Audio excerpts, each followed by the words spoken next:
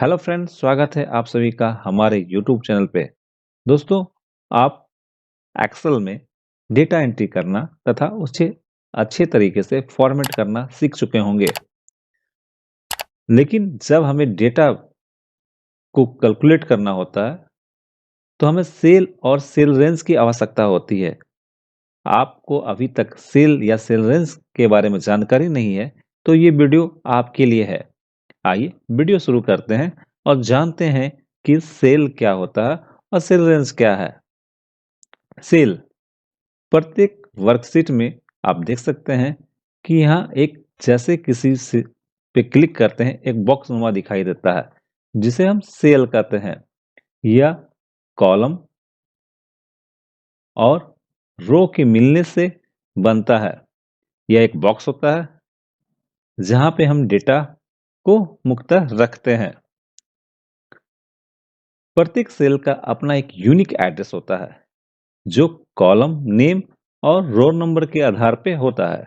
जैसे इस सेल का एड्रेस है F इधर 12 F12। इसलिए हर सेल पर जैसे क्लिक करते हैं आप नेम बॉक्स में उस सेल का एड्रेस देख सकते हैं। जैसे इस सेल का एड्रेस है F11। आइए अब जानते हैं कि सेल रेंज क्या होता है। सेलों के समूह को हम लोग सेल रेंज कहते हैं जो एक सेल से अधिक होते हैं। जैसे मैं यहाँ पे एक से अधिक सेल को सेलेक्ट किया हूं।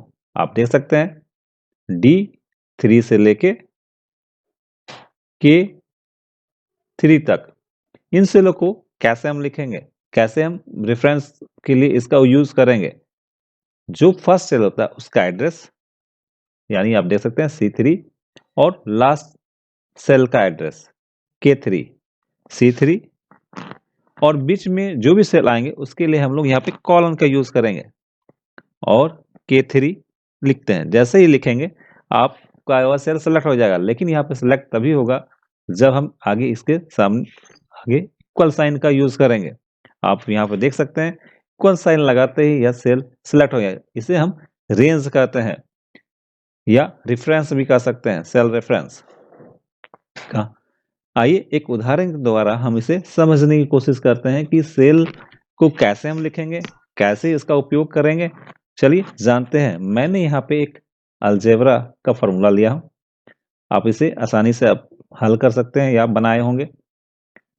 यहाँ पे मैंने लिया है a² + 2ab + b² और मैं इसका वैल्यू यहाँ पे 15 और 35 को रखा है। मैं सिर्फ इसे सेल एड्रेस को समझाने के लिए उपयोग कर रहा हूं ताकि आप आसानी से सेल एड्रेस को समझ सके। इस दोनों कैलकुलेशन करने के लिए मुझे यहाँ पे फॉर्मूला को लिखना होगा। सबसे पहले इक्वल साइन लगाएंगे। अब यहाँ पे a² है। a² के लिए हम लोग सेल को देखना होगा कहाँ a का वैल्यू पे हमें काम करना है। तो ये रखा हुआ B4 में, तो V4 इंटू B4 प्लस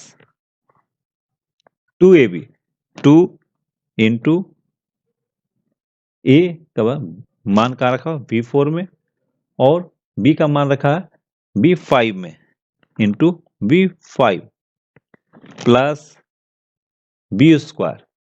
तो b का मान रखा B5 इंटू B5 और सिंपली कीबोर्ड से इंटर की प्रेस करेंगे। इंटर की प्रेस करते ही उसमें फॉर्मूला के आधार पे वह वैल्यू हमें निकाल के दे देता है। सेल एड्रेस लगाने से सबसे बड़ा फायदा यह है कि जैसे ही सेल में जो वैल्यू रखे है उसको चेंज करते हैं, मान लें यहाँ पे हम 39 लिख देते हैं और सिंपली कीबोर्ड से इंटर करते हैं, वह वैल्यू जो टोटल है स्वतः ही चेंज होता है। यानी हमें फिर से कैलकुलेशन करने की आवश्यकता नहीं होती है।